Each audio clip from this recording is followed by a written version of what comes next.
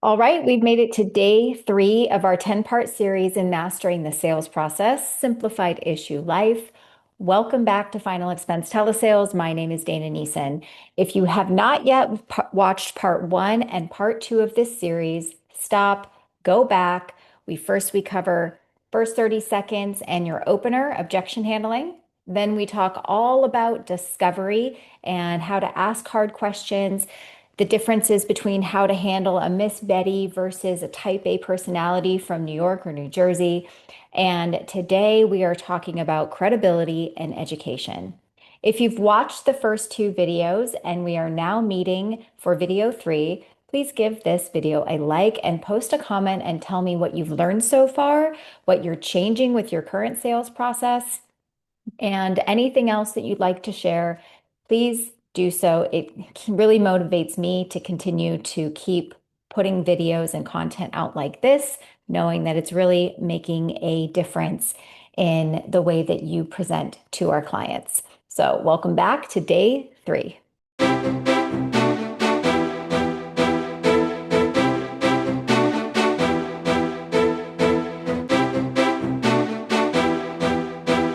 If you are just now finding this channel, let me welcome you. Again, my name is Dana, and I'm the owner and founder of Empowered Life Group. If you're looking for a home, if you're unlicensed and figuring out where to go, or if you're really not happy with your current agency, if they're not giving you the help and support and training that you need in order to take your business to the next level, contact me. All of my contact information is in the description below. We are bringing on agents and leaders every single day in order to really make a difference in our space. So just to remind you where we left off at the end of discovery, we had ended with the consequence question followed by a check-in statement. So if we could lock in this peace of mind for you today, assuming we can find something comfortable and affordable, how would that feel to know that it's finally taken care of, right? And that's where we had ended with our discovery, and we are bridging now into credibility. Well, I'm really happy to hear you say that. Again, my name is Dana Neeson, and the State Department of Insurance, they do require that I provide you with my national producer number, which you can also use to verify my credentials visiting the Department of Insurance. Do you have a pen and paper to write it down? I like the act of them writing it down because then they're more engaged and they're more checked in. While they're doing that, I say, now while you get that, I'm also going to text you a copy of my business card so you know exactly how to reach me.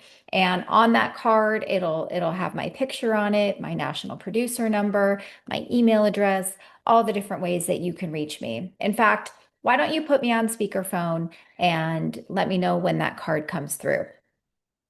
This is also helpful to do because of what I'm also gauging is how good are they at putting me on speakerphone and accessing a text message at the same time, and also replying back to the text message, so that I'm kind of judging their skills and their ability, so that when I get to the end and I'm going to give them options of carriers, well, I definitely don't want to pick one like Mutual of Omaha, for example, that's very text heavy with pop-up blockers, and a lot of people have trouble there if they're not really good with their phone to begin with.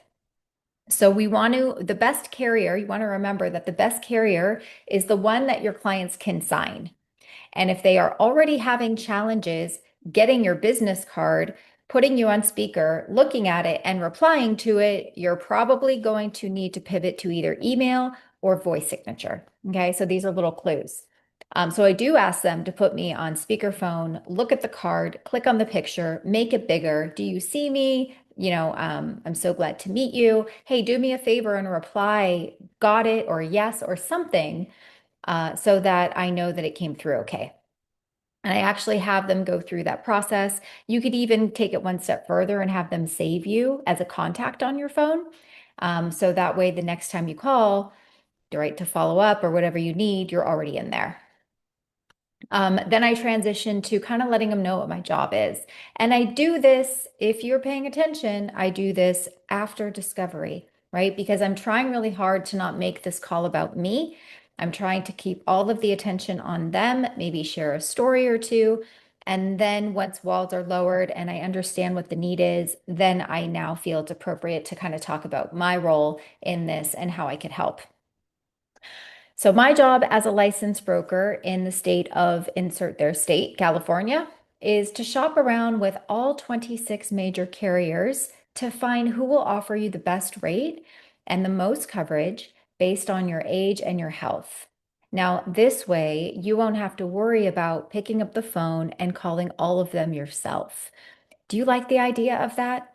I kind of like double down here. Yeah, I really like that. Good, because how frustrating would it be to have to like make all the phone calls and talk to so many different people and then you get more confused and you don't know who to go with? Like, that's my job. I can do all the shopping for you and you only need to talk to one person. What objection am I trying to prevent in the credibility section? I'm trying to prevent, I want to shop around, right? I want to call around. Everything that I do here is very intentional. Now, most people that I work with are on a fixed income, right? Like Social Security or disability. Are you on a fixed income? Yes, we want to relate that to people that we work with. So it's very important that we find something comfortable and affordable. We're not looking to take food off the table. We want to make sure you have money for gifts and holidays and all the fun stuff. But at the same time, we want to make sure that we also protect your family. Does that sound like something you're looking for? Good. Now, does the money that you collect from Social Security, does that get directly deposited into a bank account or a credit union? Or do you get the money directly on one of those green Direct Express cards? Okay. Now, in my script, I have an agent note that says some carriers don't accept cards or Direct Express cards, but also the reason that they don't is because Direct Express cards tend to have a lower persistency overall. It's riskier business. Usually, people who can only get paid on a Direct Express card aren't doing that by choice. Typically, it's because they can't get a bank account because they've made poor financial decisions that have put them in this position in the first place. So, me personally, it's a judgment call. I typically tell people with only Direct Express cards that I'm not sure I'll be able to help them. Especially like this happened this morning. We were doing live dials, and the woman said that she had applied for a policy, but the first payment never went through. And we came to find out that the payment was like $20 a month for a $5,000 policy, and she had a Direct Express card. Well, I was telling the agent, like, this is probably going to be a waste of your time because the same thing is going to happen to you.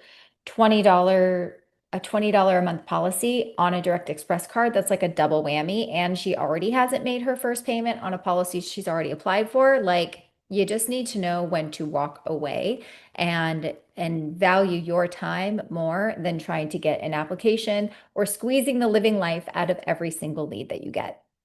Okay, good lesson. So here I'm trying to determine at this point, do I want to stay on the phone with this client? Are they worth my time? Right? Because we've already gone through the hard stuff. And if they qualify, then we continue. And now I'm bridging into education. Now, before we get into the health questions and figure out what you could possibly qualify for, it's important to understand what type of policy we're going to be looking at. Now, has anyone ever taken the time to explain the difference between term insurance and whole life insurance to you before? Okay, there's two different ways that you can go here. If they say no, I'm making a big deal out of it, especially if they've been shopping for a while. And I'm going to start creating a lot of doubt between the people that they've spoken with before, and me. Really? Wow, so you've been shopping around for a few weeks and nobody has taken the time to help you understand this? Wow. I mean, it's kind of a big deal because if you don't understand what type of policy someone's trying to get for you, gosh, you might accidentally buy something that's going to cancel.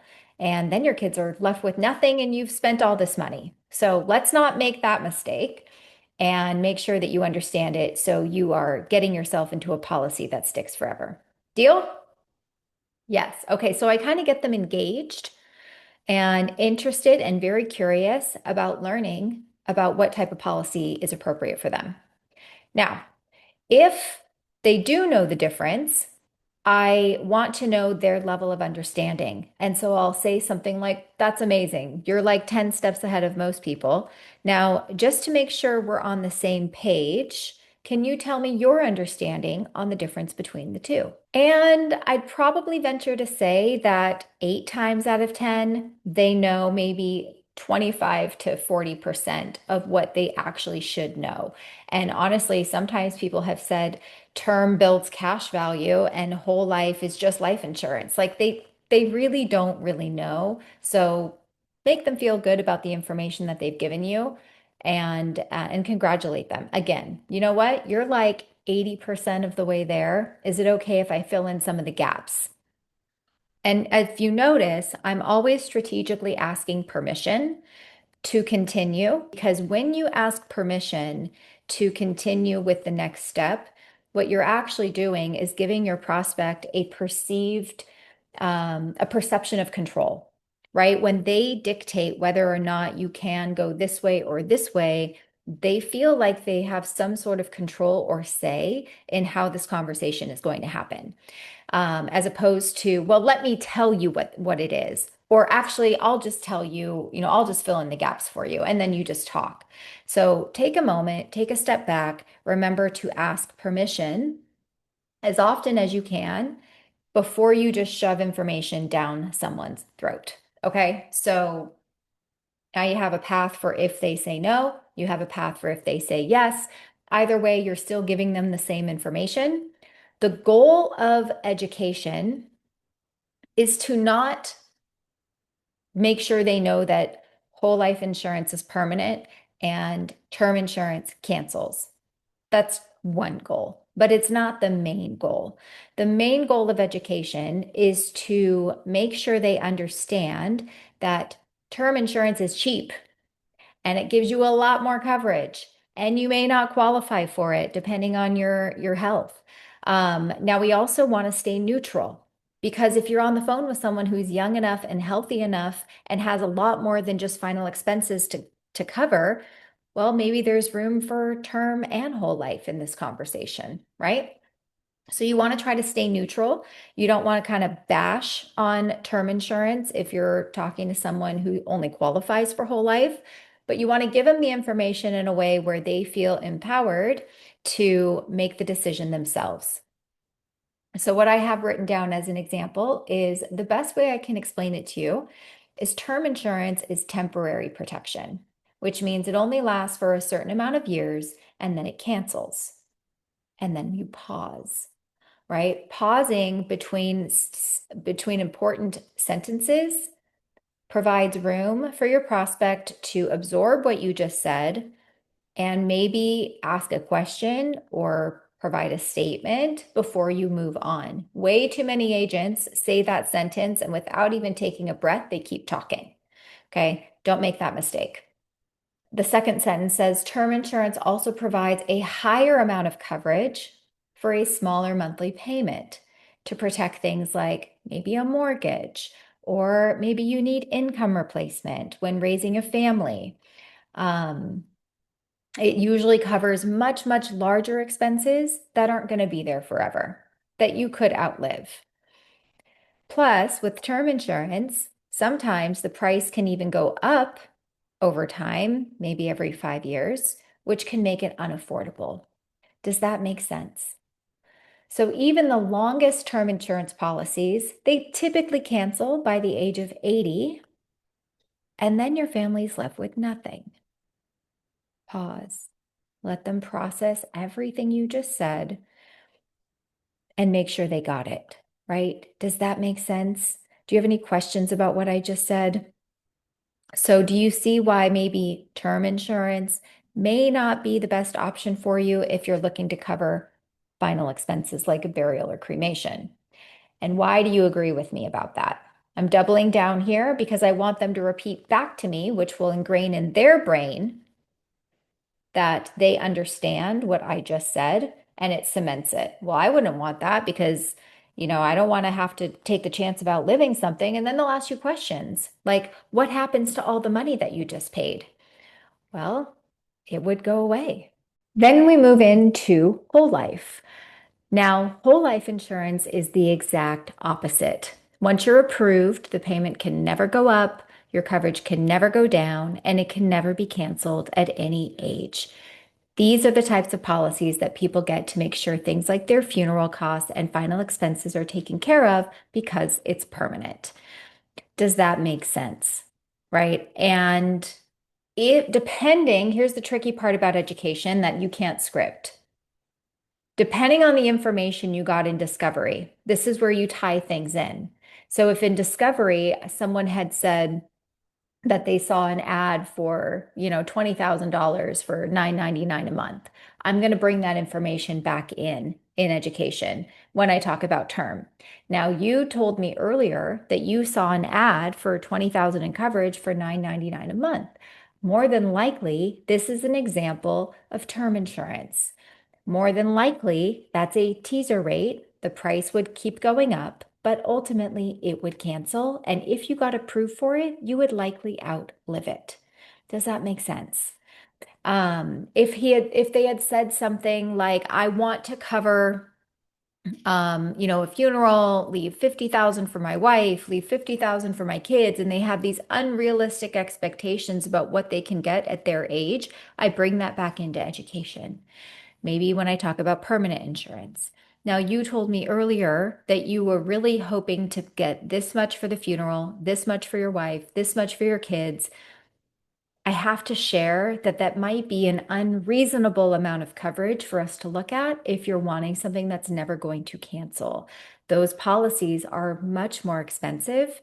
So, are you open to us just starting to look at the final expenses first, see if that's affordable, see if we can maintain that, and then maybe look at the cost of adding additional coverage to protect your family for whatever else they might need that money for. But likely, we're probably not going to go anywhere close to the original coverage amount that you told me today. Right. So I have to bring that stuff in. I can't script that because I don't know what they're going to say. But your job as the licensed agent is to pay attention to those clues and bring that information back into the section that it's appropriate, as opposed to handling it right then and there where it doesn't belong. If you want better training like this or more detailed information or call reviews or be involved in a group where we're always talking about this stuff, you'd have to join the team. There's only so much information that I can give in a YouTube video, but hopefully that's enough for you to have some aha moments, some light bulb moments, and be able to pay more attention to the information your clients are giving you. Now, today's video is relatively short. We talk about credibility. We try to cover the I want to shop around objection. We talk about education. We want to make sure they have realistic expectations about how much coverage they could get and the cost, not just that it's permanent and temporary. And then we move on to part 4, which is figuring out how much coverage is appropriate for them based on their needs. And I will see you next time on part 4 of our 10-part series of Mastering the Sales Process.